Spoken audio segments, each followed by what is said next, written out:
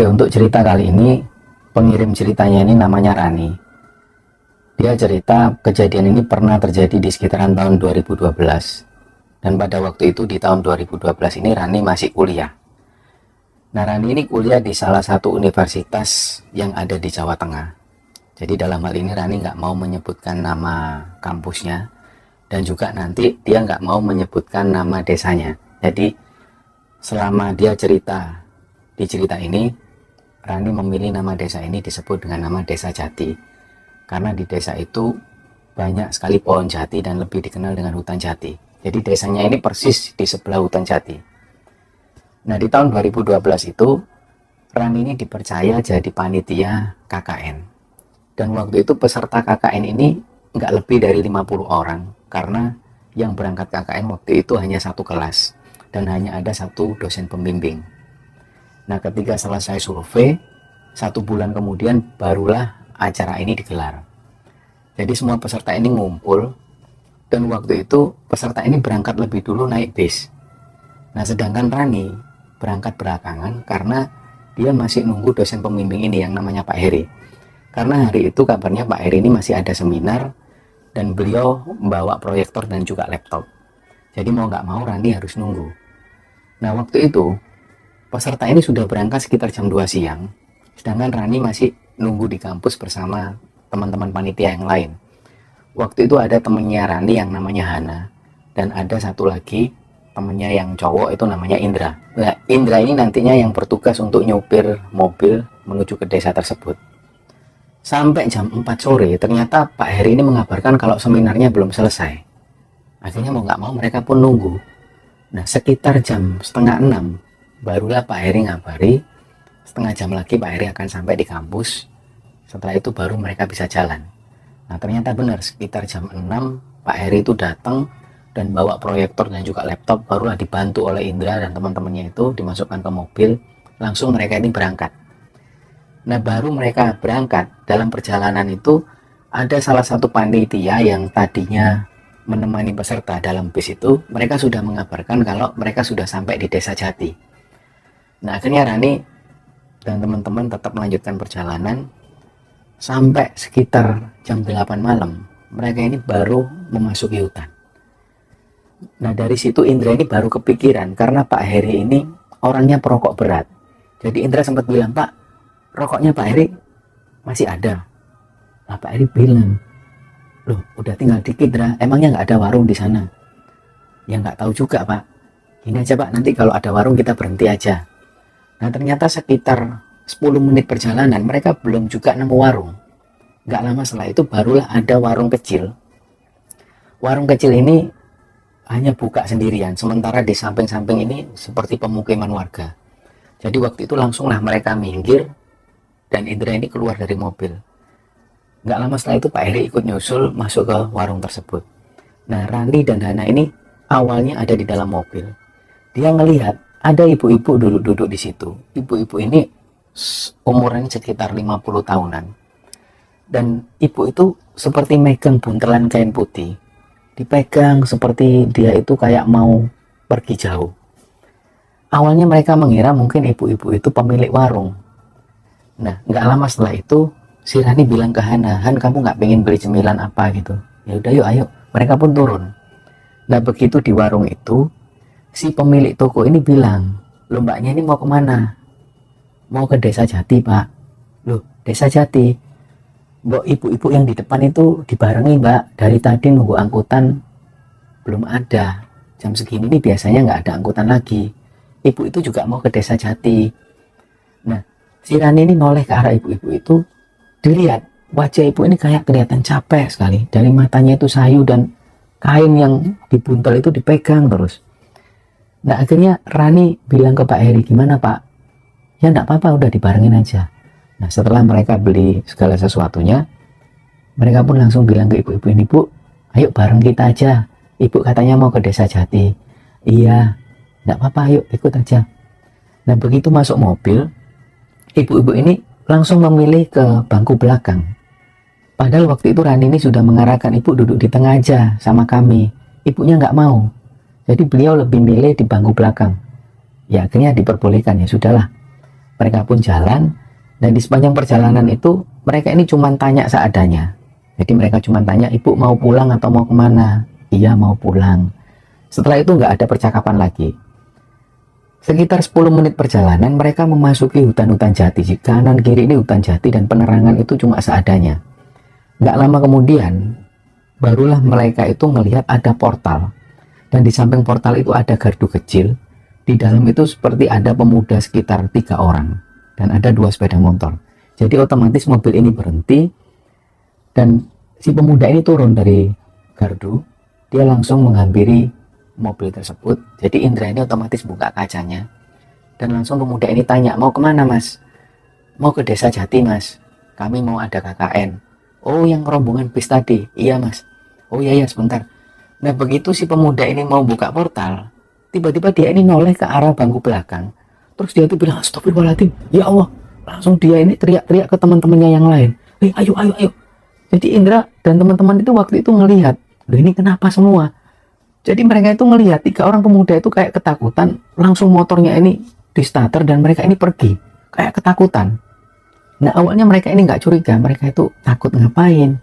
Ya sudahlah, Indra pun turun, dibuka sendiri portalnya. Begitu portal dibuka, Indra langsung menjalankan mobil lagi. Nggak lama setelah itu mereka masih ada di hutan jati. Sekitar 15 menit kemudian, ibu-ibu yang di belakang itu bilang, mas turun di sebelah kiri aja. Oh iya bu. Nah akhirnya mobil ini menepi. Mereka itu ngelihat ada seperti tanggul dan ada tangga kecil menuju ke atas. Nah ibu-ibu itu turun di sana. Dan si ibu-ibu ini sempat mengucapkan terima kasih. Akhirnya mereka pun langsung melajukan kendaraan. Mereka lanjut jalan lagi. Nah belum lama jalan, Pak Heri itu sempat bilang ke Indra, Indra, ibu-ibu tadi itu pakai baju apa ya? Si Indra bilang, baju kuning kayaknya pak. Iya bener nggak? Indra tanya ke teman-temannya si Rani dan Nana. Iya kuning pak, kenapa? Nggak gitu kok, aku agak aneh ya. Dari kaca spion itu tak awasi kok ibu-ibu itu kayak pakai baju putih. Nah si Rani sempat bilang, bukan pak, yang baju putih itu, kain putih itu mungkin yang bapak lihat ini buntelan kain yang dibawa ibu-ibu itu. Beliau itu pakai baju kuning gitulah pokoknya, kuning-kuning kecoklatan gitu. Oh ya mungkin aku salah lihat, kata Pak Heri gitu. Nah mereka pun tetap melanjutkan jalan. Nggak lama kemudian sampailah mereka di desa itu. Mereka ngelihat bis peserta ini sudah ada di depan balai desa. Jadi otomatis Indra pun memarkirkan mobilnya persis di samping bus itu. Nggak lama setelah itu mereka langsung menuju ke rumah Pak Kades. Nah di sana Pak Kades menyambut, dan setelah itu mereka ditempatkan di satu rumah, terutama si Rani dan Hana ini. Dan sedangkan Pak Heri dan juga si Indra, mereka tidur di rumah Pak Kades. Nah diantarlah Rani dan Hana ini menuju ke satu rumah. Di situ sudah ada peserta KKN yang lain, ada sekitar 3 orang cewek-cewek yang tinggal di sana. Jadi Rani dan Hana pun langsung bersiap-siap untuk istirahat karena waktu itu sudah malam dan belum ada kegiatan. Mereka pun tidur. Nah di rumah yang ditempati Rani ini tinggal 1 orang perempuan yang usianya hampir sama dengan Rani dan teman-teman. Nah si perempuan ini namanya Aini. Dulu dia pernah kuliah di Jawa Tengah juga. Dia ambil D3 dan waktu itu dia sudah lulus, jadi usianya hampir sama. Keesokan harinya barulah si Rani dan Hana ini kenalan dengan si Aini karena malamnya belum sempat ketemu Aini. Aini sudah tidur lebih dulu. Jadi mereka pun ngobrol. Ternyata dulu Aini ini sempat ngambil D3 di salah satu universitas di Jawa Tengah. Ketika mereka ngobrol-ngobrol, akhirnya mereka pun mengikuti kegiatan. Nah sampai malam hari kemudian si Rani dan Hana pulang ke rumah. Di rumah Aini itu ternyata Aini ini tinggal sendirian. Dan Aini ini termasuk salah satu orang tuanya meninggal. Jadi ibunya Aini itu meninggal beberapa hari yang lalu dan belum genap 40 hari. Jadi ternyata benar, dari situ Aini ini cerita, iya mbak, di sini itu kalau ada yang meninggal satu, biasanya keesokan harinya ada yang meninggal lagi. Dan yang termasuk meninggal itu ibuku sendiri. Nah dari Aini inilah mereka jadi tahu bahwa ternyata ibunya Aini ini juga salah satu termasuk orang yang meninggal. Dan waktu itu Aini cerita bahwa ada 5 orang yang meninggal dalam kurun waktu 1 minggu. Nah akhirnya Aini menjelaskan, udah mbak nggak usah takut, di sini itu memang biasa kayak gini. Jadi yang saya pesankan mbak-mbaknya nggak usah takut lah. Malam itu ketika mereka selesai makan, seperti biasa mereka cuci piring sendiri. Jadi toilet di rumah Aini ini posisinya ada di luar rumah. Di pintu belakang itu mereka keluar, ada toilet di sana, dan di samping toilet ini ada sumur. Jadi mereka ini sering cuci piring di samping sumur itu. Dan posisi mereka cuci piring itu menghadap ke tembok toilet. Nah, di toilet itu di atas ada ventilasi, ada lubang 2 di sana. Jadi ketika ada orang yang masuk ke toilet, mereka pasti dengar orang yang beraktivitas di dalam toilet itu. Waktu itu ada Rani, Hana, dan salah satu temannya lagi yang lagi cuci piring. Karena mereka ini takut dengan isu pocong, waktu itu yang memulai membahas tentang pocong ini si Rani lebih dulu.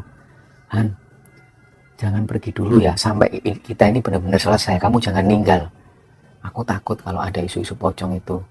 Iya, ya, nggak usah takut. Jadi 3 orang ini masih ada di sana. Nggak lama kemudian, mereka ini dengar kalau ada yang masuk ke toilet. Lah, karena mereka sudah parno lebih dulu, Rani ini tanya, siapa itu? Aku, Desi. Oh, ya udah. Tahu kan bahwa yang masuk ke toilet ini Desi. Jadi mereka lanjut cuci piring. Dan waktu itu mereka dengar kalau Desi ini sudah keluar toilet. Nah, mereka masih cuci piring, nggak lama kemudian ada lagi yang masuk ke toilet. Karena mereka masih takut.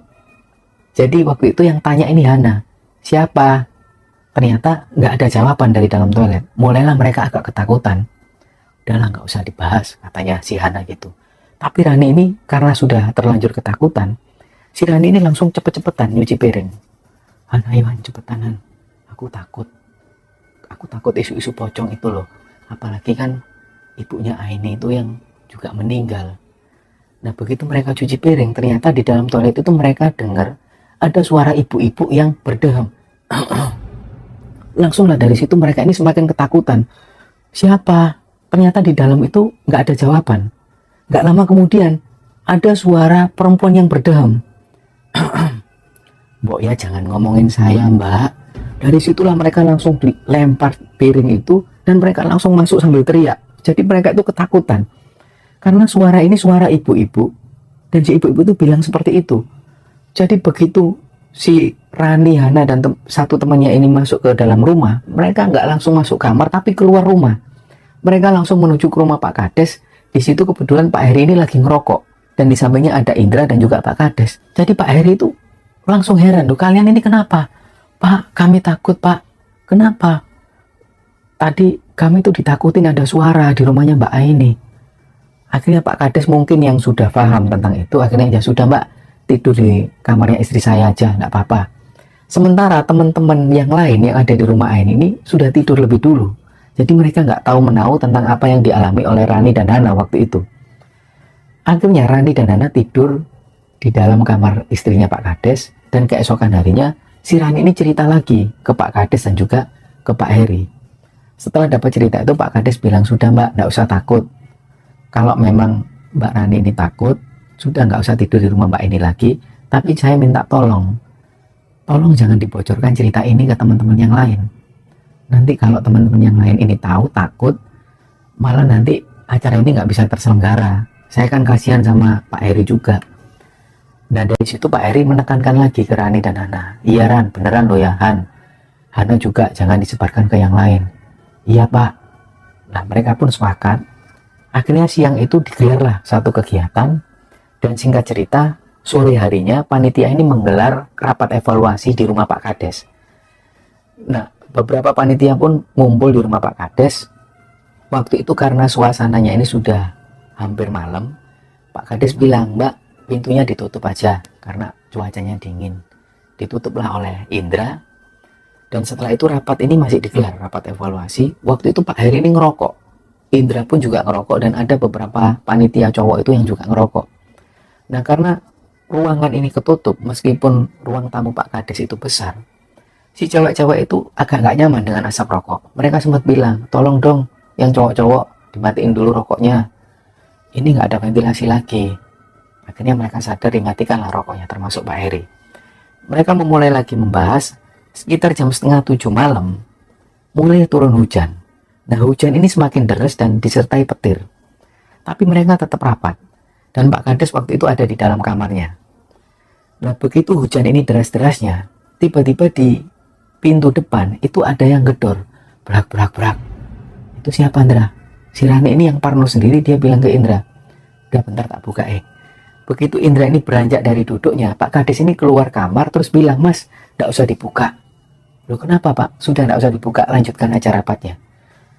Begitu mereka melanjutkan rapat, teman-teman yang lain ini juga heran.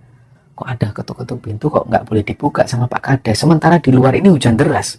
Dan suara ketukan pintu ini terus terdengar, dak, dak, dak. Lah karena sudah dapat perintah dari Pak Kades untuk nggak membuka pintu, jadi mereka tetap rapat. Gak lama kemudian ada petir yang benar-benar keras sekali. Dari petir itulah mengakibatkan listrik ini padam. Disitulah yang cewek-cewek ini teriak ketakutan. Wah, wah. Sementara Pak Heri ini bilang, hei, kalian ini di rumah orang. Jangan teriak-teriak kayak gitu. Takut Pak. Ya sudah, nyalain senter dari HP itu. Akhirnya cepet-cepetan mereka cari HP. Senter HP ini dinyalakan. Begitu senter HP dinyalakan, ternyata di tengah-tengah mereka itu ada pocong. Di situ langsung mereka ini ketakutan, teriak-teriak semua, dan mereka mau keluar. Suasana di luar ini hujan deras. Nah, nggak lama setelah itu dengan situasi semacam itu Pak Kades itu keluar. Sudah, kenapa? Pak, ada pocong Pak. Jadi beberapa dari mereka itu melihat pocong ini kayak jenazah yang tiba-tiba ada di depan mereka persis. Disitulah mereka ketakutan sampai Pak Kades itu mengeluarkan senter. Begitu senter ini dikeluarkan, terus disorotkan ke tempat yang dimaksud, ternyata nggak ada apa-apa. Nah, Pak Kades ini berusaha menenangkan, sudah tenang Mbak, nggak ada apa-apa, sudah ditutup lagi aja pintunya. Setelah pintu ditutup, suasana ini masih gelap. Istri Pak Kades itu keluar, bawa lampu tempel, dan anaknya Pak Kades ini bawa lilin, dinyalakan lah. Lilin-lilin itu suasana sudah agak terang. Nah, sekitar setengah jam kemudian, barulah lampu ini nyala lagi. Setelah itu, karena kejadian itu persis di depan mereka ngelihat pocong. Akhirnya yang cewek-cewek ini nggak berani pulang ke rumah, terutama yang tinggal di rumah Mbak Ain itu mereka nggak berani pulang. Akhirnya Pak Kades bilang, ya sudah, tidur di sini aja, nanti dibagi, yang cewek sebelah sini, yang cowok sebelah sana. Jadi malam itu mereka ini tidur bareng-bareng dan dibatasi kursi waktu itu. Nah, begitu mereka ini tidur, sekitar jam 1:30 dini hari, mereka itu dengar ada yang ketuk-ketuk pintu lagi. Dak, dak, dak. Dak, dak, dak. Nah, Rani itu kebangun lebih dulu. Dia itu langsung bangunin Hana. Han, siapa Han? Udah bangunin yang cowok-cowok. Indra bangun. Kenapa?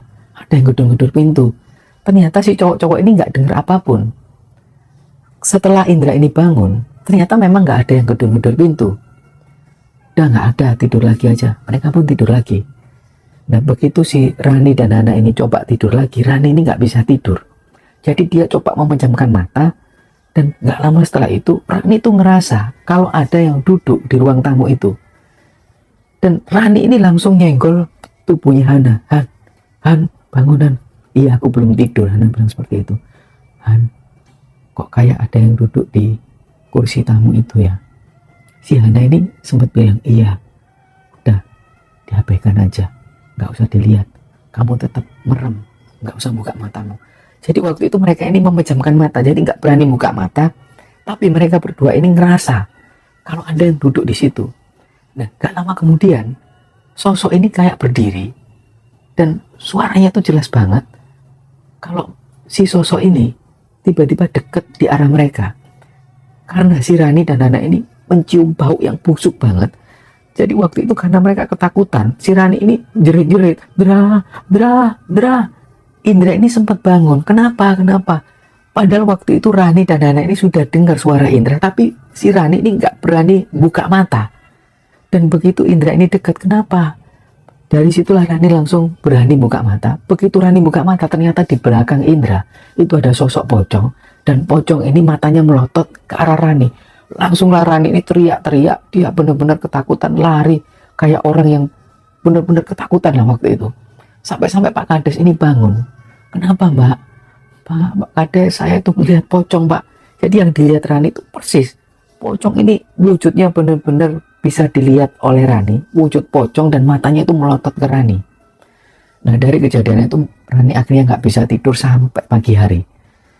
Dan si pagi harinya Rani sempat bilang ke Pak Heri, Pak, aku nggak kuat Pak kalau kayak gini Pak, aku mau pulang lebih dulu aja Pak, biar dijemput ortuku aja.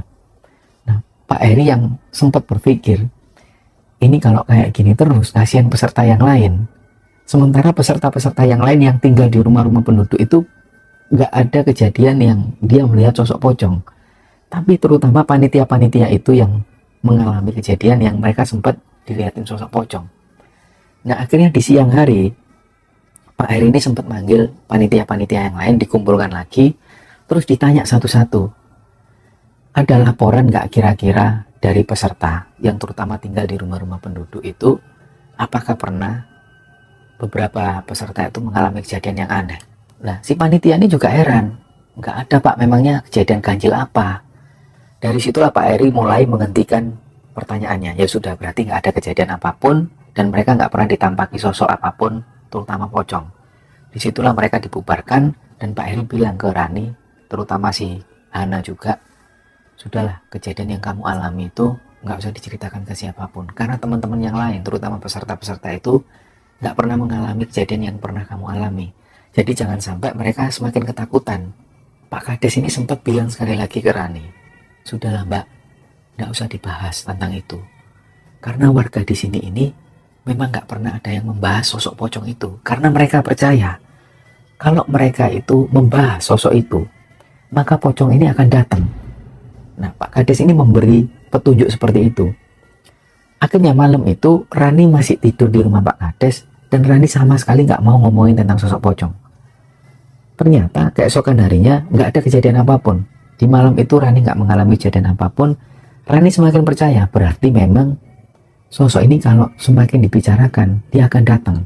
Nah keesokan harinya ternyata ada satu kejadian lagi. Jadi ceritanya sore itu ketika asyar, si Hana ini sholat di ruang musola yang ada di rumah Pak Kades. Selesai sholat, Hana ini zikir seperti biasa sambil ngelihat di sekelilingnya. Waktu itu Hana ngelihat ada buku Yasin. Diambillah oleh Hana, rencananya Hana ini mau baca-baca Yasin. Begitu buku Yasin ini dibuka, ternyata di halaman depan ada foto almarhumah. Dan yang membuat Hana itu merinding karena Hana ini nggak asing dengan wajah yang ada di foto Yasin itu. Disitulah Hana langsung naruh buku Yasin itu dan manggil si Rani. Ran, kamu inget nggak wajah ibu-ibu yang pernah kita antar, yang kita ketemu di warung waktu kita berangkat? Inget sih, cuman nggak seberapa jelas. Akhirnya Hana ini nunjukkan buku Yasin itu. Bener nggak ini? Dari situlah langsung Rani, innalillahi wa inna ilaihi raji'un. Han, kamu nemu di mana?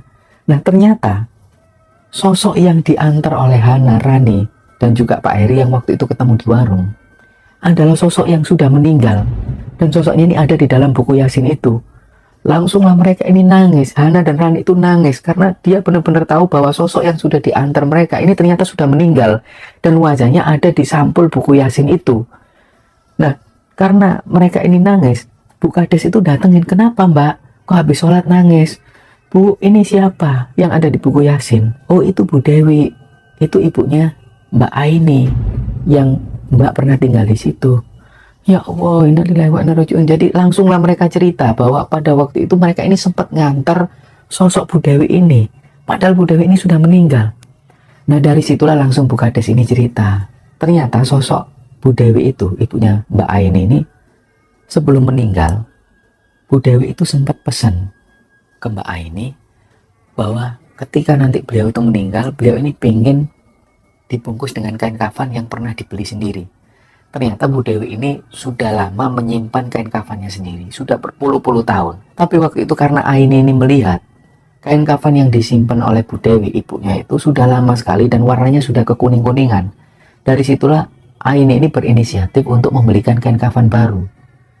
Nah dengan kejadian itu, ibunya itu sering mendatangi Aini. Dia selalu nangis, kamu kok nggak nurut sama ibu? Ibu pengen dibungkus dengan kain kafannya sendiri, kok kamu belikan yang baru? Selalu seperti itu. Dan Aini itu selalu menjelaskan ke ibunya dalam wujud pocong itu. Aini ini sempat menjelaskan, udahlah Bu, ibu jangan gitu, ibu jangan gitu, terus dijelaskan. Jadi karena Aini ini terus diteror oleh sosok pocong ibunya, Aini mau nggak mau cerita ke Pak Kades. Dan Pak Kades pun cerita ke salah satu ustadz yang ada di sana. Jadi ustadz ini sudah berinisiatif, ya sudah, kalau memang ini wasiat dari ibunya, ya sudah dibongkar aja makamnya, diganti kain kafan yang dimaksud oleh ibunya. Tapi karena waktu itu bertepatan dengan acara KKN yang diikuti oleh Rani dan teman-teman, akhirnya proses untuk pembongkaran makam dari ibunya Aini itu tertunda. Nah, dari situlah Bu Kades ini cerita. Dan waktu itu Bu Kades menambahkan lagi, nah semasa hidupnya Bu Dewi ini orangnya lurus-lurus saja, jadi nggak pernah neko-neko. Tapi karena Bu Dewi ini sudah lama menjanda, orang-orang itu kadang beberapa orang sering membicarakan tentang Bu Dewi. Nah, itulah yang membuat Bu Dewi ini nggak suka. Nah, pada waktu Aini ini masih kuliah di salah satu universitas yang ada di Jawa Tengah, Bu Dewi tinggal sendiri. Dan waktu itu ada beberapa tetangga ini yang ngomongin Bu Dewi, dan yang membuat Bu Dewi risih. Bu Dewi ini langsung datengin orang-orang yang membicarakan dirinya itu. Bu Dewi langsung bilang, kamu itu mbok jangan sukanya ngomongin orang, kalau berani nih ngomong di depan orangnya langsung. Nah, itulah kebiasaan Bu Dewi. Jadi ketika Bu Dewi ini meninggal, ketika ada yang membicarakan sosok Bu Dewi atau membicarakan sosok pocong, Bu Dewi ini selalu datang karena dia seolah nggak terima. Disitulah Rani dan Nana langsung ingat kejadian yang pernah dialami waktu mereka cuci piring. Ceritalah dia ke Bu Kades, dan dari situ Bu Kades ini langsung kayak nyetop pembicaraan mereka. Sudah Mbak, nggak usah terlalu dibicarakan. Saya juga khawatir juga kalau ada sosok pocong yang datang. Nah, setelah membicarakan itu, ternyata malam harinya mereka ini semakin diteror. Malam itu mereka ini dengar ada yang gedor-gedor pintu lagi, dok dok dok dok dok dok dok dok dok dok. Nah, karena mereka sudah tahu kalau malam itu pasti mereka ini diteror, jadi Bu Kades waktu itu sengaja nggak tidur. Dan Bu Kades bilang ke Rani, sudah Mbak, nggak usah takut. Jadi mereka ini belum tidur semua, termasuk Pak Heri waktu itu belum tidur. Dan mereka semua ini dengar ada yang gedor-gedor pintu. Pak Kades juga bilang, sudah jangan dibuka pintunya, jangan dibuka. Terus digedor, dok dok dok dok dok dok dok dok dok dok. Nah, kejadian ini terus berlalu sampai sekitar 10 menit. Setelah itu suara itu menghilang. Dan mereka ini masih dalam ketakutan. Sampai mereka ini terjaga sampai subuh hari. Setelah matahari terbit, barulah mereka baru bisa tenang. Dan di siang harinya, karena hari itu hari terakhir, si Rani dan teman-teman ini lega, termasuk Pak Heri waktu itu lega, karena ini hari terakhir mereka pulang.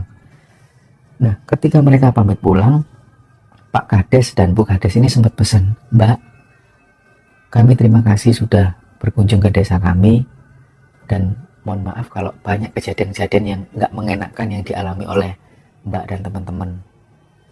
Dan mereka pun juga mengungkapkan rasa minta maafnya, karena mereka juga mengalami situasi yang semacam itu. Mereka minta maaf juga ke Pak Kades dan Bu Kades. Dan waktu itu yang terakhir diungkapkan oleh Pak Kades ini sempat bilang, Pak, tolong disampaikan ke semua mahasiswa dan mahasiswinya, jangan dibahas hal inilah. Jangan dibahas sekalipun, meskipun sudah keluar dari desa ini. Karena saya khawatir, kalau mereka itu dibicarakan, mereka akan hadir lagi dengan wujud pocong. Dan saya nggak bisa bertanggung jawab soal itu. Karena warga sini ini percaya, kalau mereka itu dibicarakan, mereka akan muncul. Nah, dari situlah bertahun-tahun kemudian, Rani dan teman-teman ini nggak berani membicarakan tentang hal itu. Sampai kemudian Rani berani membicarakan hal ini lagi di tahun 2022. Semoga teman-teman bisa mengambil hikmah dan bisa mengambil kesimpulan tentang cerita ini. Mohon maaf kalau ada salah-salah kata. Wassalamualaikum warahmatullahi wabarakatuh.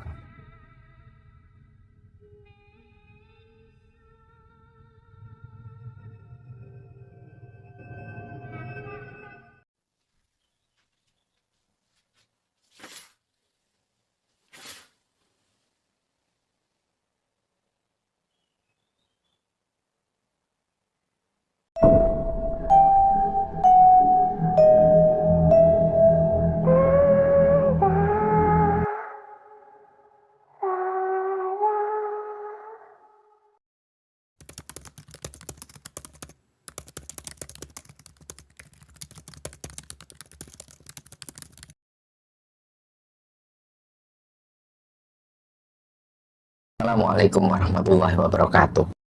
Pada kesempatan kali ini kami akan bercerita tentang sebuah kisah kiriman yang dikirim oleh sobat bernama Arif. Beliau ini asalnya dari Temanggung, Jawa Tengah.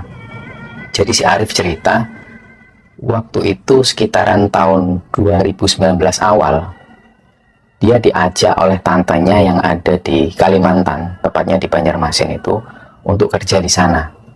Nah, singkat cerita berangkatlah Arif. Jadi Arif waktu itu manggil tantenya ini dengan panggilan bule, panggilan Jawa pada umumnya. Begitu sampai di sana, tepatnya di kota Banjarmasin, bulenya ini tinggal. Jadi selama ada di Banjarmasin, si Arif ini tinggal bersama buliknya itu. Nah, nggak lama kemudian, si Arif ini pun kerja di perusahaan batubara dan sempat beberapa lama tinggal di sana. Sampai kemudian ada berita COVID yang menyebar dan bahkan sampai pada waktu itu mengakibatkan si Arif ini nggak bisa kerja lagi karena COVID itu. Nah, di satu sisi lain, si Arif ini juga nggak bisa pulang ke Jawa karena merebaknya kasus COVID. Dan pada waktu di sana sampai beberapa tahun kemudian si Arif ini kenal dengan satu perempuan dari sana dan mereka pun memutuskan menikah. Nah, barulah singkat cerita di sekitaran tahun 2021, di pertengahan tahun itu, si Arif berkesempatan untuk pulang ke Jawa. Karena waktu itu momennya bertepatan ada kakaknya Arif ini yang baru pindah di kota Jogja. Dan beliau baru menempati rumah barunya.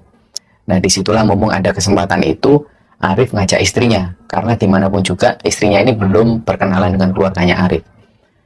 Singkat cerita, terbanglah Arif dari Banjarmasin menuju ke Jogja. Begitu sampai di Bandara Jogja itu sekitar jam 2 siang, si Arif dan istrinya langsung memutuskan untuk langsung menuju ke rumah kakaknya itu. Ternyata benar, begitu sampai di rumah kakaknya yang ada di Jogja. Di rumah kakaknya itu karena baru pindahan, jadi rumahnya itu berantakan, barang-barang itu masih berserakan. Nah, sampai di sana mereka pun ngobrol sampai sore hari. Sekitar jam 5 sore, istrinya Arif ini diajak jalan-jalan sama kakaknya Arif keliling Jogja dan membeli oleh-oleh. Dan mereka pun keluar, sementara si Arif di sana bersama ponakannya dan juga suami kakaknya itu. Nah, ponakannya Arif ini usianya sekitar 5 tahunan, kita sebut namanya Melati. Waktu itu pertama kali si Arif ketemu dengan si Melati ini langsung menunjukkan sikap yang senang sama si Arif. Apalagi si Melati ini anaknya aktif. Jadi dia selalu ngajak ngobrol si Arif. Nggak lama kemudian sekitar jam 8 malam, istrinya Arif dan kakaknya Arif ini pun datang. Mereka ngobrol-ngobrol lagi. Waktu itu si Arif dan istri ini lupa ngabari kalau mereka rencananya mau nginep di rumah kakaknya. Jadi sampai jam 10 malam, akhirnya si Arif baru sempat ngabari. Mbak, aku lupa. Loh, kenapa, Arif? Ini rencana kami mau nginep di sini. Boleh nggak? Loh, ya boleh aja, tapi keadaannya masih kayak gini, berantakan. Sudahlah, gampang lah. Nanti kita sewain villa aja. Banyak villa dekat-dekat sini. Nah, si Arif ini sempat ngomong, nggak usah, Mbak. Kalau gitu nggak usah, mending kita nginep di losmen atau hotel. Loh, jangan. Maksudnya itu, biar tak cariin villa, supaya kamu nggak nginep di hotel atau losmen. Karena Mbak itu takut sama virus-virus yang sekarang ini loh. Jadi Mbaknya itu takut, karena waktu itu bener-bener virus ini masih merebak. Dan Mbaknya berpikir waktu itu bahaya kalau si Arif mau nginep di hotel atau di losmen, lebih baik di villa. Nah, akhirnya mereka pun melanjut ngobrol lagi sampai sekitar jam 11 malam. Barulah mereka bareng-bareng naik mobil cari villa. Nah, sebelumnya itu sudah dihubungi oleh mbaknya Arif. Ada satu kenalan di sana yang orang ini menyewakan banyak villa. Ya, istilahnya calo villa yang ada di sana. Begitu sampai di lokasi, suasana di sana itu relatif sepi. Nah, Arif berpikir waktu itu apa mungkin ini lagi tinggi-tingginya kasus COVID, kok orang-orang jualan itu nggak banyak, dan orang-orang yang lalu lalang ini nggak banyak juga. Jadi begitu sampai di lokasi villa itu suasananya nggak begitu ramai. Begitu sampai di sana si bapak-bapak ini pun nyamperi, ayo mas lihat-lihat dulu aja. Jadi kayak wajahnya si penjaga villa itu kayaknya seneng banget. Nah, Arif itu berpikir ini kayaknya kok lama nggak ada pelanggan. Ternyata begitu masuk villa ini lumayan besar karena terdiri dari 2 lantai dan ada satu taman di depan. Begitu si Arif masuk dan kakak-kakaknya ini juga masuk, termasuk ponakannya yang si Melati ini juga masuk, Arif itu ngelepas sandalnya dan begitu nginjak lantai di dalam, itu benar ada kayak semacam debu yang masih nempel. Istilah Jawanya itu masih ngeres. Nah, si Arif ini berpikir, apa mungkin villa ini sudah lama nggak dipakai karena COVID itu. Nah, tanyalah si Arif, loh Pak, ini sudah lama nggak ada yang nyewa villanya. Nah, si bapak-bapak ini ngomong, lah gimana mas mau ada yang nyewa, wong semua itu kondisinya sepi, orang jualan itu juga sepi, villa-villa semua yang ada di sini ini juga sambatan kalau villanya itu sepi, nggak ada yang nyewa. Nah, karena waktu itu Arif berpikir ya sudahlah, memang kondisinya kayak gini. Nah, si Arif pun diajak jalan-jalan oleh bapaknya, dan waktu itu dia ngelihat si Melati ini, ponakannya itu naik ke atas tangga ke lantai 2. Nah, karena si Melati ini anaknya aktif, dia lari-lari langsung naik ke lantai 2. Sementara Arif, istrinya dan juga kakaknya itu ngelihat kondisi yang ada di lantai 1 lebih dulu. Di lantai 1 ini ada 2 kamar, dan di masing-masing kamar ini ada kamar mandinya sendiri. Nah, di kamar belakang yang berdekatan dengan dapur itu ada satu jendela yang langsung menghadap ke taman belakang. Di taman belakang itu nggak terlalu besar. Nah, begitu si Arif ini naik, ternyata dia ngelihat si Melati itu, ponakannya ini, sudah tidur-tiduran di atas tempat tidur yang ada di lantai 2. Nah, waktu itu langsung Arif tanya, Dek Melati suka tadi sini? Iya, Melati mau tidur sini. Nah, barulah si Arif bilang ke kakaknya, Mbak, itu si Melati mau tidur sini, boleh tak? Enggak ah, tak bawa pulang aja. Nah, ternyata si Melati nggak lama kemudian ini turun. Dia bilang ke mamanya, Mah, Melati mau tidur sini aja sama Om Arif. Lu jangan nak pulang aja, pulang, jangan tidur sini. Nah, si Melati ini ngotot sambil megang badannya si Arif. Enggak, Melati mau tidur sini sama Om Arif. Akhirnya karena nggak tega, ya sudahlah. Oh, besok pagi juga mereka kembali lagi ke rumah kakaknya. Karena rencananya siang harinya, keesokan harinya siang itu, si Arif dan istri ini mau pinjam mobil kakaknya dan langsung pulang ke Temanggung. Jadi akhirnya mbaknya Arif berpikir, ya sudahlah, biarin Melati di sini Arif. Ya nggak apa-apa Mbak, biarin Mbak. Nah, setelah mereka ngobrol itu, si bapak penjaga villa ini minta nomornya si Arif. Mas, nomornya saya catat ya. Besok pagi kalau memang butuh sarapan atau apa, telepon saya aja. Biar saya carikan sarapan, nggak usah sungkan. Karena jarang orang jualan Mas di sekitar sini. Oh iya Pak, dicatatlah nomor Arif oleh si bapak-bapak ini. Nggak lama setelah itu si bapak ini pun pamit. Setelah semua dibayar oleh kakaknya Arif. Setelah si bapak penjaga villa ini pulang, waktu itu sekitar jam setengah 1. Mereka masih ngobrol dan si Melati ini masih lari-larian. Kadang-kadang dia naik ke atas ke lantai 2 dan turun lagi teriak-teriak. Karena si Melati ini anaknya aktif banget. Gak lama setelah itu sekitar jam 1 dini hari, orang tua Melati ini pun pamit pulang. Jadi mereka pamit pulang, gak lama setelah itu mereka pun pulang dan si Arif langsung ngajak si Melati tidur. Nah, waktu itu istrinya si Arif ini milih kamar yang ada di lantai 1 yang berdekatan dengan dapur. Karena waktu itu istrinya nganggep ada satu jendela yang bisa ngelihat taman belakang. Pikirnya waktu itu kalau pagi hari tirai dibuka bisa langsung lihat taman. Jadi istrinya milih kamar yang ada di lantai bawah. Apalagi kamar mandinya ada di dalam. Nah, ternyata si Melati ini narik-narik tangan si Arif. Om, Melati tidur di atas ya, Melati tidur di atas. Nah, karena waktu itu si Arif juga bingung, ini gimana si Melati kok ngajak tidur di atas sementara istrinya ada di bawah. Nah, karena si Melati ini terus narik-narik tangan si Arif, akhirnya istrinya Arif bilang, ya udah sana kamu nemenin Melati aja, tidurin sebentar, gak apa-apa aku biar di sini sendirian. Oh ya udah kalau gitu. Naiklah si Arif sama si Melati ke lantai atas dan barulah si Melati itu tidur-tiduran di atas tempat tidur. Si Arif ini ngelus-ngelus kepalanya dan gak lama setelah itu si Melati ini pun ketiduran. Ternyata belum seberapa lama, sambil ngelus-ngelus kepalanya si Melati, si Arif ini dengar ada suara perempuan. Kayak orang yang tidurin anak kecil. Jadi waktu itu Arif langsung berhenti. Dia coba dengerin secara seksama, ini suara dari mana. Tapi suaranya tuh kayak menggema di ruangan itu. Nah, begitu Arif ini diam, suara ini masih ada. Dan terlihat jelas kalau ini suara perempuan. Nah, karena Arif ini curiga, dia coba keluar. Dia keluar kamar, dicarilah, ternyata nggak ada suara itu. Begitu Arif masuk lagi ke kamar, suara ini sudah nggak ada lagi. Jadi Arif tetap berpikiran positif, ya sudahlah, mungkin suara cicak atau apalah. Karena si Melati ponakannya ini sudah tidur, Arif pun langsung buka kamar. Dia rencana turun, ingin ngerokok di depan teras. Di situ ada meja dan kursi yang menghadap ke taman luar. Dia pun mulai ngerokok si Arif ini. Dia ngerokok sambil santai. Belum sampai rokok ini habis, dia dengar dari lantai atas itu ada yang buka pintu. Krek. Nah, dia mikir, wah masa si Melati ini udah bangun. Dia pun dengar ada suara yang turun dari tangga. Dan rokok ini pun dimatikan. Si Arif pun masuk. Ternyata dilihat di tangga itu nggak ada yang turun. Dan karena merasa sudah nggak nyaman, dia langsung naik ke atas, dicek lagi. Ternyata dilihat si Melati itu tidur dengan nyenyak. Ya sudahlah, karena sudah dipastikan, dia pun turun lagi. Keluar lagi, dia nyalakan rokok lagi. Begitu si Arif nyalakan rokok, sekitar 3 hisapan, dia itu tiba-tiba dapat telepon dari istrinya. Loh, istriku ngapain telepon? Wong di dalam kamar kok telepon? Diangkatlah. Ternyata begitu diangkat, istrinya itu nangis-nangis dari balik telepon. Dia nangis-nangis gak bisa ngomong. Langsunglah Arif ini langsung lempar HP, dia langsung lari masuk ke kamar istrinya. Begitu dibuka kamar istrinya, di situ dilihat istrinya ini sambil nutup selimut, dia duduk di pojokan kamar sambil ketakutan. Kamu kenapa? Kamu kenapa? Barulah dia nggak bisa ngomong, diambilkan minum sama si Arif. Minum dulu, kamu tenangin dulu. Dia tuh wajahnya pucat dan kayak ketakutan sambil nunjuk ke arah jendela. Nah, karena istrinya itu panik, diajaklah keluar sama si Arif. Diajak keluar, didudukkan di ruang tamu. Nah, waktu itu si istrinya ini tetap minum sambil terus gemeteran. Barulah si Arif ini tanya, kenapa tadi? Si istrinya belum bisa cerita. Nah, masih istrinya dalam keadaan nangis itu, tiba-tiba ada benda yang jatuh.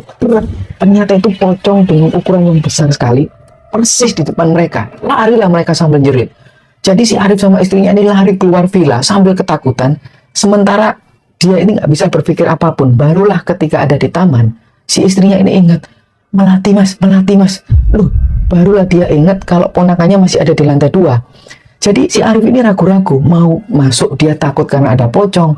Tapi di satu sisi lain ponakannya masih ada di lantai 2. Jadi Arif ini masih bingung. Dalam keadaan bingung itu akhirnya Arif dengan memberanikan diri dia masuk.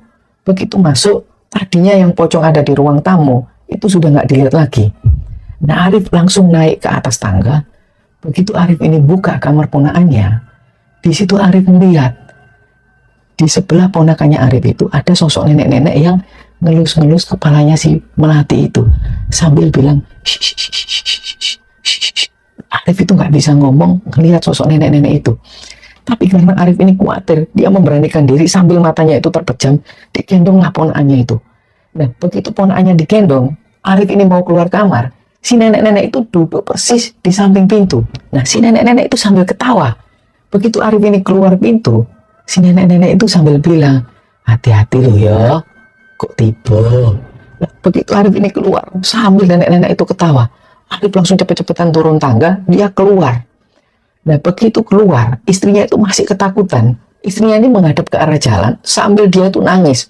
Begitu Arif melihat ternyata di luar itu ada rombongan pasukan-pasukan kayak keraton. Mereka ini semua rombongan ada sekitar 20-30 orang jalan. Nah, setelah si Arif ini ngelihat pemandangan yang kayak gitu, ada pasukan keraton yang jalan persis di depan villa, mereka itu nggak bisa ngapa-ngapain dan cuma diem karena mereka benar-benar ketakutan. Nah, setelah pasukan keraton ini lewat, barulah mereka bisa keluar dari villa dan mereka pun langsung menuju ke rumah kakaknya. Nah, sampai di jalan raya, dia pun cari transportasi. Waktu itu ternyata nggak jauh dari sana, ada beberapa tukang ojek yang masih nongkrong. Nah, mereka pun minta diantar menuju ke alamat rumah kakaknya Arif. Ternyata belum sampai lama dalam perjalanan itu, mereka sudah dengar adzan subuh. Nah, sampailah mereka di rumah mbaknya Arif itu. Jadi mbaknya Arif ini juga kaget, Arif kok sudah pulang? Kenapa? Barulah si Arif ini cerita tentang kejadian-kejadian waktu itu. Nah, di sini juga si istrinya ini pun cerita tentang kejadian waktu dia ada di dalam kamar. Nah, ceritalah istrinya Arif waktu itu, si istrinya ini tidur di dalam kamar. Gak lama kemudian dia dengar kayak ada yang mainin tirai. Ternyata begitu si istrinya Arif ini buka mata, dia ngelihat tirai jendela ini sudah kebuka dan dia ngelihat ada sosok pocong yang menghadap ke arah si istrinya Arif. Dan wajahnya itu benar-benar menyeramkan. Wajahnya itu hancur keluar darah semua. Disitulah saking takutnya, karena dia nggak bisa teriak, dia langsung lari dan ngambil HP, dia coba telepon suaminya, si Arif itu. Karena istrinya ini ngerasa dia nggak bisa teriak dan nggak bisa ngapa-ngapain. Yang dia bisa lakukan cuman dia telepon suaminya. Nah, setelah kejadian itu, setelah dapat cerita, akhirnya si Arif bilang ke mbaknya, Mbak, aku pagi ini habis sarapan, aku mau pulang ke Temanggung aja. Oh ya sudah Arif, kamu jadi pinjam mobil. Iya Mbak. Setelah pinjam mobil kakaknya Arif, mereka pun perjalanan menuju ke Temanggung. Dan dalam perjalanan itu, ternyata si pemilik villa ini telepon, si calonnya tadi telepon. Halo mas, ini saya sudah ada di villa kok, jenengan nggak ada. Iya pak, saya ini langsung pulang, mohon maaf. Nah, setelah ngomong seperti itu, si penjaga villa ini bilang, Mas, ada kejadian apa mas semalam kok langsung pulang? Nah, Arif itu merasa kayak seolah-olah si penjaga villa ini tahu bahwa villa itu angker. Nah, akhirnya ceritalah si Arif tentang kejadian yang dialami, mulai dari sosok nenek-nenek, ada suara, sampai sosok pocong, dan terakhir dia ngelihat ada pasukan keraton dari kerajaan masa lalu yang lewat persis di depan villa itu. Ceritalah semua. Dan penjaga villa ini cuma bisa minta maaf. Minta maaf ya mas, saya kalau ada salah-salah, saya nggak bermaksud untuk nyarikan villa di situ. Tapi memang villa itu yang ada satu-satunya yang masih buka. Karena villa-villa yang lain masih tutup karena ada COVID. Nah, setelah mendengar penjelasan itu, akhirnya Arif bisa memaklumi. Ya sudahlah Pak, saya juga maklum lah Pak. Ini saya mau perjalanan menuju ke Temanggung. Akhirnya setelah pembicaraan itu, Arif pun melanjutkan perjalanan menuju ke Temanggung. Nah, singkat cerita setelah sampai di Temanggung, Arif pun bertemu dengan keluarganya. Nah, cerita inilah yang dibagikan oleh Arif. Cerita ini pernah terjadi di sekitaran tahun 2021 di Jogja. Kami mengucapkan terima kasih. Semoga kisah ini bisa diambil hikmah dan bisa diambil pelajaran oleh teman-teman semua. Mohon maaf kalau ada salah-salah kata. Wassalamualaikum warahmatullahi wabarakatuh.